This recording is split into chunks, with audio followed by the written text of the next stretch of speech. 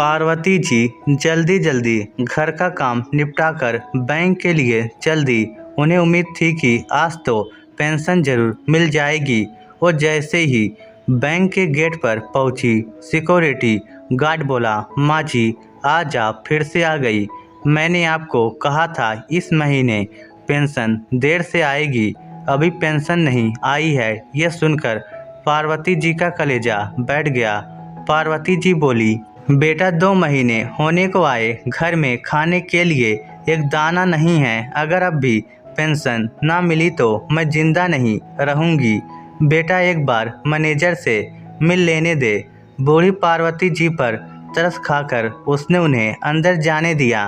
अंदर जाकर उन्होंने मैनेजर के केबिन की तरफ झांका। मैनेजर बैठकर चाय पी रहा था। पार्वती जी डरते डरते उसके पास पहुंच गई। पार्वती जी बोली, साहब मैं बहुत दिनों से चक्कर काट रही हूँ, मेरी पेंशन नहीं आई। उनकी आवाज़ सुनकर मैनेजर चौंका। मैनेजर बोला, अरे माँ जी अब बाहर पता कीजिए। पार्वती जी बोली, बेटा बाहर तो कई बार पता कर चुकी हूँ, मेरे घर में खाने का एक दाना नहीं है। आप मेरे को कुछ पैसे उधार दिलवा दीजिए, जब पेंशन आए उसमें से काट लेना। मैनेजर बोला, नहीं माँ जी ऐसा नहीं होता, ऐसे हम उधार नहीं दे सकते। जब आपकी पेंशन आएगी तभी आपको मिलेगी। मैनेजर का रूखा सा जवाब सुनकर पार्वती जी बाहर आ गई और घर की ओर चल दी। चलते चलते वह थक गई थी तो एक बंद दुकान के बाहर बैठ गई। पार्वती जी ने सामने देखा तो एक रेस्टोरेंट था, जिसे देखकर उन्हें कुछ याद आया। 5 साल पहले उनका बेटा अंकित उन्हें इसी रेस्टोरेंट में पार्टी देने लाया था, जब उसकी पहली नौकरी लगी थी। इन 5 सालों में कितना कुछ बदल गया।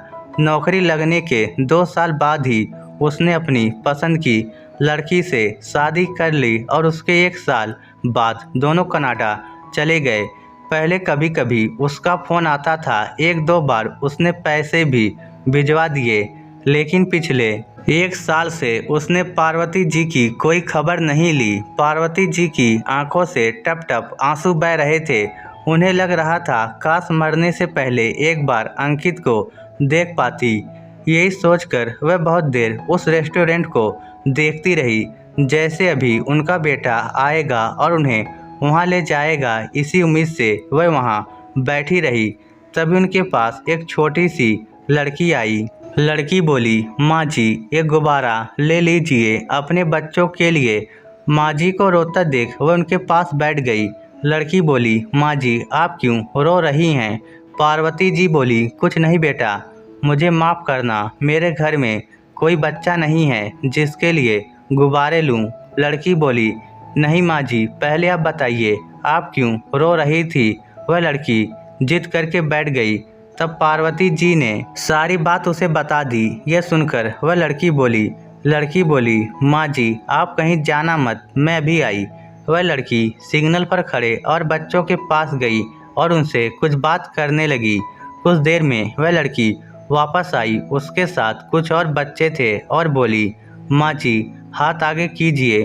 पार्वती जी ने जैसे ही हाथ आगे किया उसने उनके हाथ पर कुछ रख दिया और मुट्ठी बंद कर दी। पार्वती जी ने आश्चर्य से देखा। उन्होंने मुट्ठी खोली तो उसमें कुछ नोट और सिक्के थे।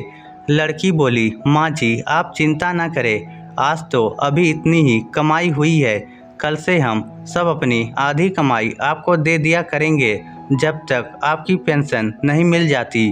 पार्वती जी बोली, नहीं बेटा ये मैं कैसे ले सकती हूँ, तुम इतनी मेहनत से पैसे कमाते हो। लड़की बोली कि आपकी बेटी होती तो आपको भूखे मरने देती। माँ जी आप ये पैसे रखो और मैं आपके साथ आपके घर चलती हूँ। कल से आपको कहीं जाने की ज़रूरत नहीं, आपके घर पैसे पहुँच जाएंगे।